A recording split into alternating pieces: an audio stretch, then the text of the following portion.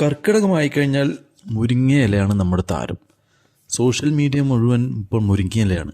WhatsApp തുറന്ന് നോക്കിക്കഴിഞ്ഞാലും YouTube തുറന്ന് നോക്കിക്കഴിഞ്ഞാലും Facebook തുറന്ന് നോക്കിക്കഴിഞ്ഞാലും മുരിങ്ങയെക്കുറിച്ചാണ് മലയാളികൾ സംസാരിക്കുന്നത്.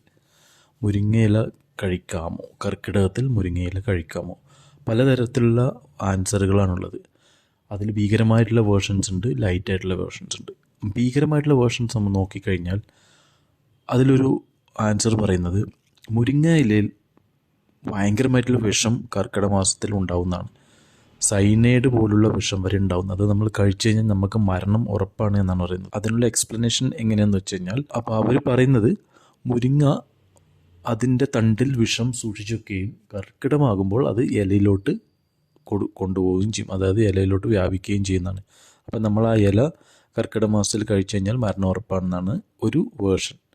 മറ്റ് ചില വേർഷൻ എന്ന് പറഞ്ഞു കഴിഞ്ഞാൽ മുരിങ്ങയില അത് പിന്നെ ദോഷമാണ്, അത് നമ്മൾ കർക്കിടകത്തിൽ കഴിക്കാൻ പാടില്ല, അതിൽ വിഷാംശങ്ങളുണ്ടാവും. സൈനൈഡ് എന്ന് പറയുന്നില്ല, വിഷാംശങ്ങൾ. അങ്ങനെ പല വേർഷൻസാണുള്ളത്.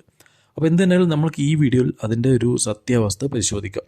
അപ്പോൾ ആദ്യത്തെ ഒരു വേർഷൻ നോക്കാം.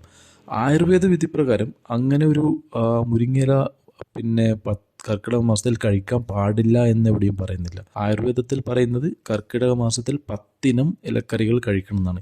ആ 10 ഇനത്തിൽ മുരിങ്ങ ഇടം പിടിച്ചിട്ടില്ല എന്നുള്ളത് സത്യമാണ്. പണ്ടുള്ള നമ്മളെ ആചാര്യന്മാരും പിന്നെ പണ്ടുള്ള ആൾക്കാരൊക്കെ കർക്കിടക മാസത്തിൽ മുരിങ്ങ കഴിക്കാൻ പാടില്ല എന്ന് പറയാനുള്ള ഒരു കാരണം.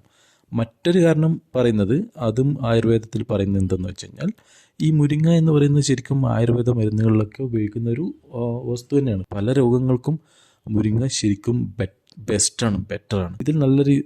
ഇതിൽ നല്ല തോതിൽ തന്നെ വിറ്റാമിൻസ് ഉണ്ട്. പിന്നെ ഇതിൽ നല്ല ഗുഡ് എമൗണ്ട് ഓഫ് പ്രോട്ടീൻ ഉണ്ട്, ആക്ച്വലി അയൺ ഉണ്ട്. അങ്ങനെ പല രീതിയിലുള്ള നമുക്ക്, അതായത് നമ്മുടെ ശരീരത്തിന് വേണ്ട പല ഐറ്റംസും ഓൾമോസ്റ്റ് എല്ലാ ഐറ്റംസും ഈ മുരിങ്ങയിലുണ്ട്.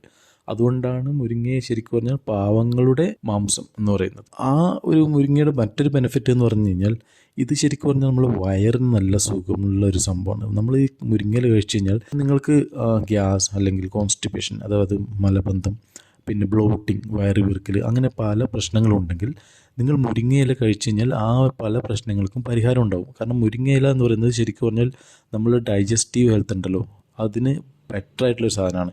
അപ്പോൾ നമ്മൾക്കറിയാം, ഈ കർക്കിടക മാസത്തിൽ മഴയുള്ള സമയത്ത് നമ്മുടെ ആ ഒരു ഡൈജസ്റ്റീവ്, അതായത് ദഹനത്തിൻ്റെ ആ ഒരു ശക്തി ശരിക്കും പറഞ്ഞാൽ കുറയും. കാരണം നമ്മുടെ കാലാവസ്ഥയാണ് അതിനുള്ള മെയിനായിട്ടുള്ള കാരണം. അതുകൊണ്ടാണ് ഈ കർക്കിടകത്തിൽ മാംസങ്ങളും അഥവാ കട്ടി കൂടിയ ഭക്ഷണങ്ങളൊന്നും കഴിക്കാൻ പാടില്ല എന്ന് പറയുന്നത്. കാരണം അത് ശരീരത്തിന് ചിലപ്പോൾ ദഹിപ്പിക്കാൻ പറ്റില്ല. അപ്പോൾ ആ ഒരു സമയത്ത് ഈ മുരിങ്ങ പോലുള്ള ഭക്ഷണം കഴിച്ചു കഴിഞ്ഞാൽ, മുരിങ്ങ ഓൾറെഡി ഈ ഇങ്ങനെയുള്ള സാധനത്തിന് നല്ല ബെസ്റ്റായിട്ടുള്ള മരുന്നായതുകൊണ്ട് ഇതും കൂടി കഴിച്ചു കഴിഞ്ഞാൽ എന്ത് പറ്റും, നമ്മൾ വയറ് ഇളകാൻ ചാൻസ് ഉണ്ട്. കാരണം നമ്മൾ കർക്കിടക മാസത്തിൽ കഴിക്കുന്നത് ലൈറ്റായിട്ടുള്ള ഫുഡാണ്. അപ്പോൾ അതിൻ്റെ കൂടെ ഇതും കഴിച്ചു കഴിഞ്ഞാൽ നമ്മൾ വയറിളക്കം സംഭവിക്കാനോ അങ്ങനെയുള്ള പല പ്രശ്നങ്ങളും ഉണ്ടാകാൻ സാധ്യതയുണ്ട്. പിന്നെ അത് മാത്രമല്ല, മുരിങ്ങ ശരിക്കും പറഞ്ഞാൽ ഉഷ്ണം ഉണ്ടാക്കുന്ന ഭക്ഷണമാണ്. അപ്പോൾ അങ്ങനെയുള്ള കാരണങ്ങളുള്ളതുകൊണ്ടാണ് ഈ ഒരു സമയത്ത് പിന്നെ കർക്കിടക മാസത്തിൽ മുരിങ്ങ ഉപയോഗിക്കാൻ പാടില്ല എന്ന് ആയുർവേദ ആചാര്യന്മാർ പറയുന്നത്. അല്ലാതെ അതിൽ വിഷമുണ്ടായത് കൊണ്ടല്ല. അപ്പോൾ നിങ്ങൾക്ക് ഈ വീഡിയോ ഇഷ്ടപ്പെട്ട് കാണും എന്ന് വിശ്വസിക്കുന്നു. ഇതുപോലുള്ള ഇൻഫോർമേറ്റീവായിട്ടുള്ള വീഡിയോ വാച്ച് ചെയ്യുന്നതിനായിട്ട് ഈ ചാനൽ സബ്സ്ക്രൈബ് ചെയ്യുക.